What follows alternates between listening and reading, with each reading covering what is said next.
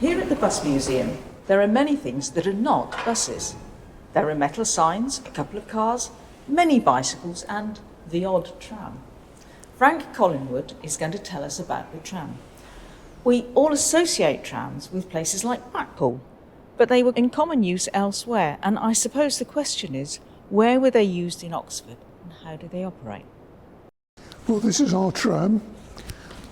It's 1881, it was built when the tramway first started, and it's very close to the original.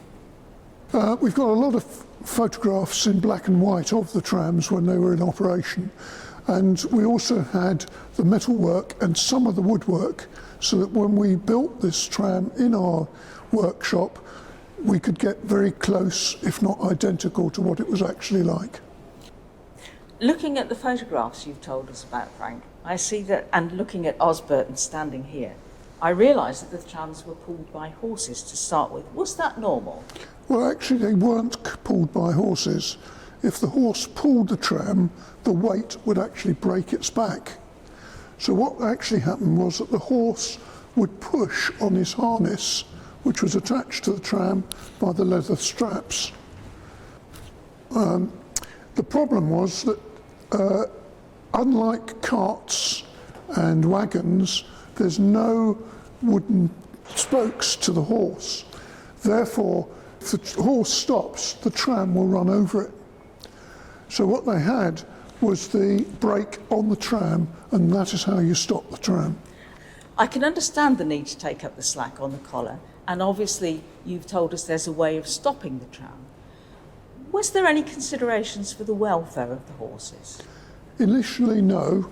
They had stabling for them, obviously. But as the time went on, and certainly by the 1890s, then there was considerable worry about the welfare of the horses. And they would only work for 3 or 4 hours a day, unlike the driver and the conductor, who was expected to work a 12-hour day. So you need an awful lot of horses to keep the tram going. This tram, do we know what route it ran on? This particular one? No, we don't know which route. It would have probably been on all the routes. Originally, the tram depot was in Leopold Road, which is just off the Cowley Road. And later, there was additional stabling in Green Street, which is the next road to it. There was also stabling in Brewer Street in the centre of Oxford. The trams ran from Leopold Street up the High and past Carfax to the station, and also there was a route from Abingdon Road up through Carfax, up the Banbury Road to South Parade. Was that the limit of the service, or were there more? They planned more, but they never built them. When we started using trams, obviously there would have been a need to install metalwork in the roadways. Was this a huge job? In those days, they just got on with it and did it, unlike today. And the metalwork in the road meant that there was much less friction as the tram went along. You could therefore have a horse pulling more weight, more passengers. And they very quickly discovered that although this is a single-deck tram, you could have a double-deck tram with more people on it, and then it became cheaper to operate. Cost was always a consideration because you had a driver, and at the other end you had the conductor who was in charge of the stopping and starting of the tram. And the single-decker would have had adverts on it because, as I said, they were always looking for more money, and anything they could do to increase the income, they did. What happened when you got to the end of the route? Have you got a big loop to go round like they have, or a turntable? Rather like today's trams, you get to the end of the line and you reverse. So they had to take out the pin, take the horse round to the other end, and then it went backwards, as it were. This was a problem for the double-deckers. Originally they had seats along the middle, and you set sideways, knife-edge trams, but then the passengers wanted them facing forward. So you had seats that you could actually move the back of the seat forward and backwards. And it was even more complicated than that, because the passengers didn't like sitting on wet seats. So there was actually a flap on the seat, so that when you sat down, you moved the flap and you got a dry seat to sit on.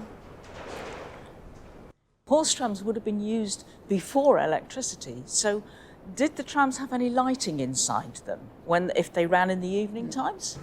Yes, there was a light, paraffin light, which is here, and you can see the chimney where the smoke came out. And inside, if you look backwards, there's a light which illuminated inside the tram. Exactly the same on the other end. And in Oxford, these were always red, so that at night you could see the tram, but you didn't know which way it was going. In places like Dundee, they used different colours, and each colour represented the route which the tram was on. And that was useful because in the 1880s, most people could not read or write, and therefore couldn't read the destination boards. What a sensible thing. When were the trams in Oxford electrified?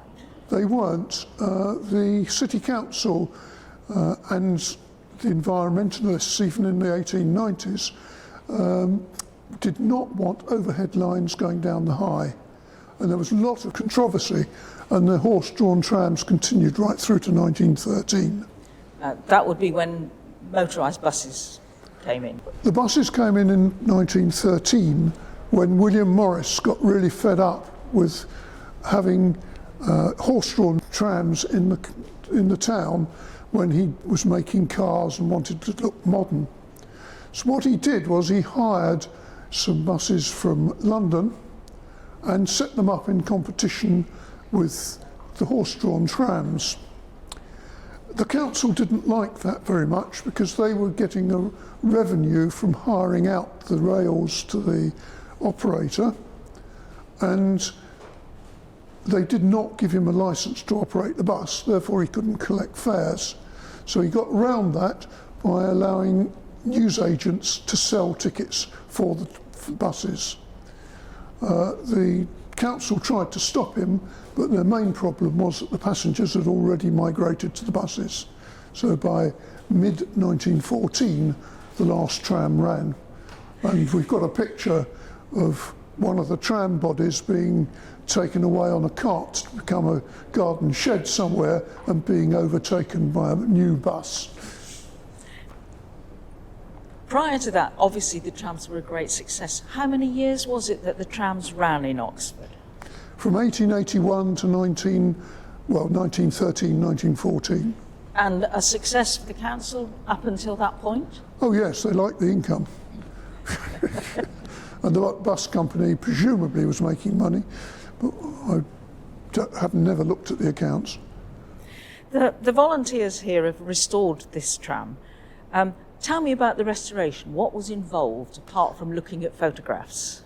Well, originally other groups had been trying to restore the tram, and they got the ironwork and they got a lot of the woodwork.